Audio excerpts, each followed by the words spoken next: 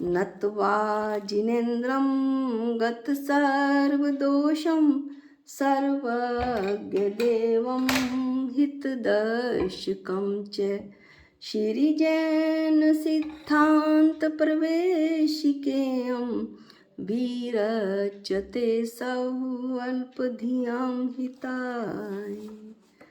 हम सभी जैन सिद्धांत प्रवेशिका का अध्ययन कर रहे हैं और इसका अध्ययन करते हुए आज हम 6 विभक्तियों का वर्णन करेंगे। 6 विभक्तियां हैं कर्ता, कर्म, करण, संप्रदान, अपादान और अधिकरण। कर्ता ने कर्म को करण से संप्रदान के लिए, अपादान से अधिकरण में। अब हम एक एक करके इनकी परिभाषा देखेंगे। कर्ता किसे कहते हैं? जो स्वतंत्रता स्वाधीनता से अपने परिणाम को करे वह कर्ता है। प्रत्येक द्रव्य अपने में स्वतंत्रता से व्यापक होने से अपने ही परिणामों का कर्ता है। अब इन 2 लाइनों का अर्थ हम समझेंगे। जो यानी कर्ता अपने परिणाम को करे, अपने कार्य को करे। जैसे मिट्टी घड़े रूप परिणमित हुई, घड़े रूप कार्य किया, तो आटे की रोटी बनने में आटा कर्ता हुआ, आटे की रोटी कर्म हुई और आटा कर्ता हुआ। यहाँ पर मिट्टी और आटा स्वतंत्र रूप से अपने कार्य को कर रहे हैं। यदि मिट्टी घड़े रूप परिणमित हो रही है तो उसमें कुम्हार बाह्य निमित्त मात्र है। आटे से आटे की रोटी बनाने में बहन निमित्त मात्र है। आटा स्वतंत्र रूप से अपने परिणाम को, अपने कार्य को आटे की रोटी को बनने में कर रहा है। जीव ने सम्यक दर्शन प्राप्त किया। जीव ने स्वतंत्र रूप से सम्यक दर्शन प्राप्त किया। इसमें जो निमित्त पड़े वो बाह्य निमित्त थे। उपदेश, गुरु, शास्त्र जो निमित्त हैं वो बाह्य में हैं। वास्तव में तो जीव स्वतंत्रता के साथ, जीव ने स्वतंत्रता से सम्यक दर्शन को प्राप्त किया। जीव द्रव्य सम्यक दर्शन की पर्याय में अब अगली लाइन का अर्थ देखेंगे कि प्रत्येक द्रव्य अपने में स्वतंत्रता रूप व्यापक होने से अपने परिणाम का करता है। जीव द्रव्य सम्यक दर्शन की पर्याय में स्वयं व्यापक है, फैला हुआ है। मिट्टी जब पिंड रूप से घड़ा बनी तो घड़े में मिट्टी व्यापक है। इस तरह से अब हम कार्य की परिभाषा देखेंगे। जिस परिणाम को कर्ता प्राप्त करता है वह परिणाम उसका कर्म है। परिणाम से मतलब है कर्म, कार्य, ये सब एक ही शब्द के पर्यायवाची हैं। मिट्टी ने घड़े रूप परिणाम को प्राप्त किया। मिट्टी करता है, घड़ा कर्म है। जीव ने सम्यक दर्शन रूप कार्य को प्राप्त किया। जीव करता है, सम्यक दर्शन कार्य है। इसी तरह से हम एक और दृष्टांत ले सकते हैं। जीव ने जानने का कार्य किया। यहाँ पर जीव करता है और जानना कार्य है। अब हम करण की परिभाषा देखेंगे। परिणाम, कर्म और कार्य, जैसे ऊपर भी बताया कि ये सब एक ही शब्द कार्य के पर्यायवाची हैं। के साधकतम अर्थात उत्कृष्ट साधन को करण कहते हैं। कार्य का जो सबसे अच्छा साधन होता है उसे करण कहते हैं। यहाँ पर हमने जीव ने सम्यक दर्शन को प्राप्त किया, इस वाक्य में देखा था कि जीव करता है और सम्यक दर्शन कर्म है। तो इसमें करण की कौन हुआ? जीव स्वयं ही हुआ, क्योंकि कर्म का जो उस सम्यक दर्शन प्राप्त करने का जो उत्कृष्ट साधन है वो स्वयं जीव ही है, इसलिए जीव करण हुआ। और जो मिट्टी घड़े रूप परिणमित हुई, उसमें जो मिट्टी है वो ही घड़ा बनने में उत्कृष्ट साधन है, इसलिए वो करण है। जीव जब जानने का कार्य करता है तो उसमें जो उत्कृष्ट साधन है वो जीव का ज्ञान गुण ही है।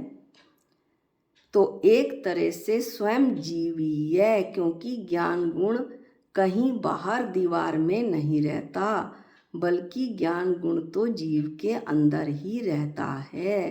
तो जीव ने जानने का कार्य किया, इसमें ज्ञान गुण साधन है जो जीव में स्वयं ही है। अब हम अगला देखेंगे, अगली विभक्ति देखेंगे संप्रदान, जिसके लिए कार्य किया जाता है उसे संप्रदान कहते हैं।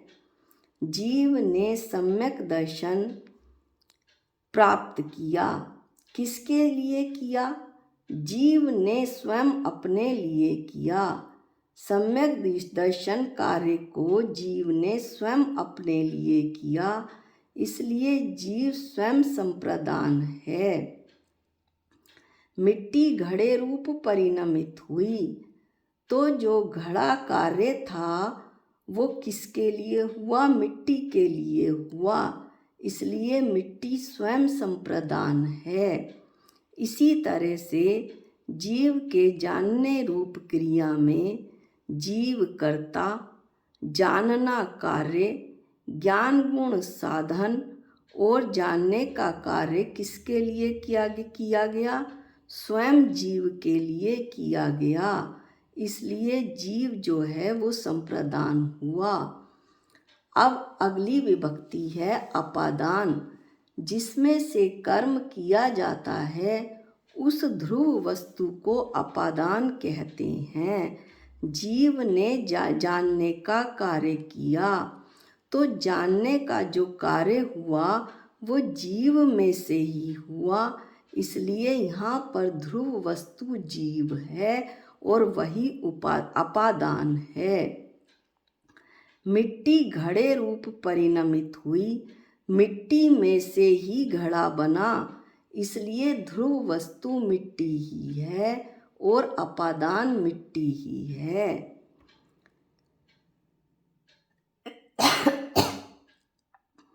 अब अगला है अधिकरण किसे कहते हैं? जिसके आधार से कर्म किया जाता है उसे अधिकरण कहते हैं। तो जीव ने जो सम्यक दर्शन प्राप्त किया वो जीव द्रव्य ने अपने ही आधार से किया, सम्यक दर्शन कार्य को अपने आधार से किया, इसलिए जीव द्रव्य अधिकरण है। मिट्टी घड़े रूप परिणमित हुई, तो यहाँ पर मिट्टी ने जो कार्य घड़ा किया, कार्य रूप जो घड़ा किया, उसमें मिट्टी स्वयं ही आधार है, इसलिए मिट्टी अधिकरण है। इसमें हमने एक ही द्रव्य पे 6 विभक्ति घटाई हैं, 6 उस एक जीव द्रव्य पर और एक मिट्टी पर। अब हम पंच अस्तिकाय की 46वीं गाथा से 2 विभिन्न द्रव्यों पर इन छहों विभक्तियों को घटाएंगे, विभिन्न द्रव्यों पर इन छहों विभक्तियों को घटाएंगे। तो सुने, देवदत्त फल को अंकुश द्वारा धन दत्त के लिए वृक्ष पर से बगीचे में तोड़ता है। इसमें छहों विभक्ति कैसे घटित होती हैं, ध्यान से सुने। देवदत्त करता है, देवदत्त फल को, फल कर्म है, किसके द्वारा, अंकुश के द्वारा। अंकुश यानी लाठी, तो यहाँ पर जो लाठी है वो करण है, साधन है। किसके लिए किया, धन दत्त के लिए। धन दत्त संप्रदान है। और किसमें से किया, वृक्ष से किया, वृक्ष से फल तोड़ा, तो वृक्ष अपादान है। जिसके आधार से किया या जिसमें किया वो अधिकरण है।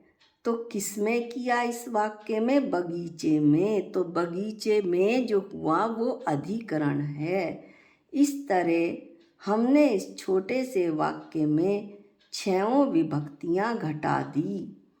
अब हम एक बार पुनः मिट्टी से घड़ा बनने के कार्य रूप परिणमन को देखेंगे। मिट्टी स्वयं घट भाव को, घड़े रूप परिणाम को अपने द्वारा, अपने लिए, अपने में से, अपने में करती है। अब देखें छहों विभक्ति कैसे घटेंगी। मिट्टी कर्ता, घड़ा रूप परिणाम कर्म, अब कार्य, अपने द्वारा, अपने द्वारा साधन करण, अपने लिए संप्रदान, संप्रदान मिट्टी ही हुई, करण भी मिट्टी हुआ, केवल कर्म घड़ा हुआ, लेकिन उस कर्म घड़े में भी मिट्टी ही व्यापक है। अपने में से, अपने में से, मिट्टी में से, मिट्टी ही अपादान है। अपने में अधिकरण, मिट्टी में, मिट्टी ही अधिकरण है। अब हम देखें कि एक वाक्य में आत्मा के ऊपर ये छहों विभक्तियां कैसे घटती हैं। आत्मा, आत्मा को आत्मा द्वारा, आत्मा के लिए, आत्मा में से, आत्मा में जानता है। आत्मा कर्ता, आत्मा को कार्य, आत्मा द्वारा। अब इतना बताने पर आपको बड़े आराम से छहों विभक्ति घटानी आ गई होगी। पुनः देखते हैं।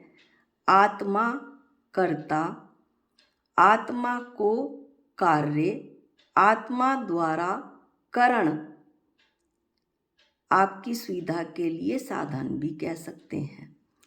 आत्मा के लिए संप्रदान, आत्मा में से अपादान, आत्मा में अधिकरण। इस तरह से हमने विभिन्न द्रव्यों पर, एक द्रव्य पर और इन छहों विभक्तियों की परिभाषा पढ़ी और उसका अध्ययन किया।